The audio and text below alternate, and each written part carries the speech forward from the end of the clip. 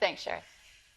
Now, returning now to the anti-Semitic attacks on the weekend, let's bring in Liberal Senator James Paterson. James, thank you very much for your time tonight. And you've been one of the strongest figures in the coalition on this issue, which is why I was so keen to speak to you this evening. The Jacinta Allen government has now announced an anti-hate task force. Do you think this is good enough at this point? More reviews when really we know what needs to be done? Of course it's not good enough, Shari, and honestly, wasn't the firebombing of the Adass Israel Synagogue last year enough for Jacinta Allen to realise that this was a serious crisis in Victoria and indeed a serious crisis in our country?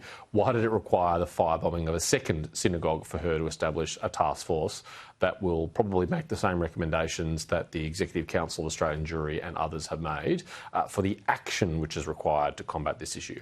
I think the Allen government here in Victoria is guilty of the same thing that the Albanese government is guilty of, which is they thought that anti-Semitism would go away on its own, that it wouldn't require leadership, that it wouldn't require action, that it wouldn't require fortitude, that it wouldn't require strength, that if they just let it be, that it would eventually die a quiet death and go away and wouldn't be a problem anymore.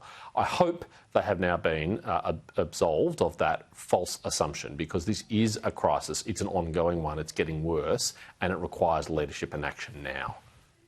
James, you're very close to the Jewish community, so you would know what I said at the end of my editorial earlier is true, that there are many Australian Jews questioning how safe life now is in our country, how safe people feel going to a synagogue, going to a restaurant that is owned by Jews or serves Israeli food. You know, there are people leaving or thinking about leaving. How have we come to this as a nation? You're right, Shari. This is a sentiment which unfortunately I do hear from the Jewish community in Australia and here in Melbourne. And I urge Australian Jews to stay committed to our country, because we are a better country with you as part of it, and will be a far worse country if you ever feel you have to leave it. And frankly, if this country ever becomes unsafe for Jews, well then it's unsafe for me and my family and my friends and my community too. I don't want to be part of a country that's not safe for Jews. So we all have to band together and we have to fight to make it so.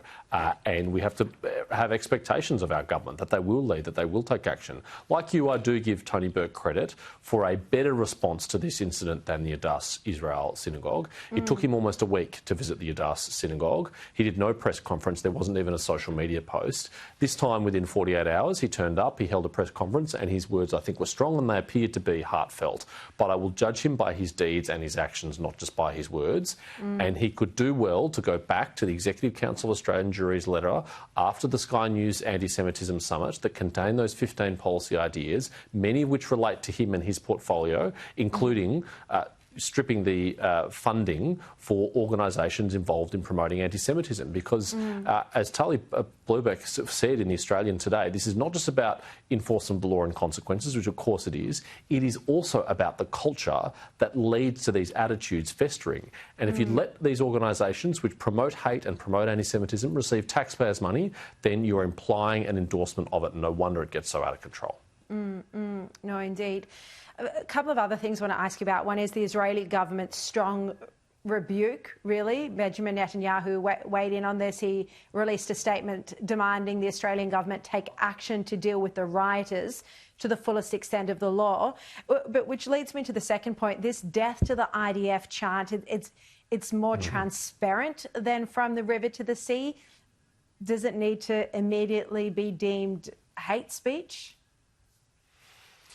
Well, the ugly face of the anti-Israel movement is revealing itself every day more and more clearly in the community. If there was any doubt left about that, I think that doubt has now been removed. They want to terrorise Jews. They want them to feel unsafe. They're willing to go and protest aggressively, almost violently, at restaurants as well as synagogues in order to achieve that aim. And they're being very clear that peace is not their objective. Now, you and I always knew that peace wasn't their objective, but they're making that very clear with these chants, and there has to be real consequences. I think that chant should be examined as to whether or not constitutes incitement to violence. It seems pretty clear to me that the intent is to incite violence. And while sometimes they're careful with their language and they say the IDF instead of Israelis, or they say Zionists instead of Jews, I think we all know what's underlying that. Particularly when the actions speak louder than the words, and the places they are targeting are, you know, a synagogue, a Jewish place of worship, nothing to do with Israel. James Patterson, thank you so much. Exactly Appreciate right. your clarity as always. Thank you. All right, coming up, the devastating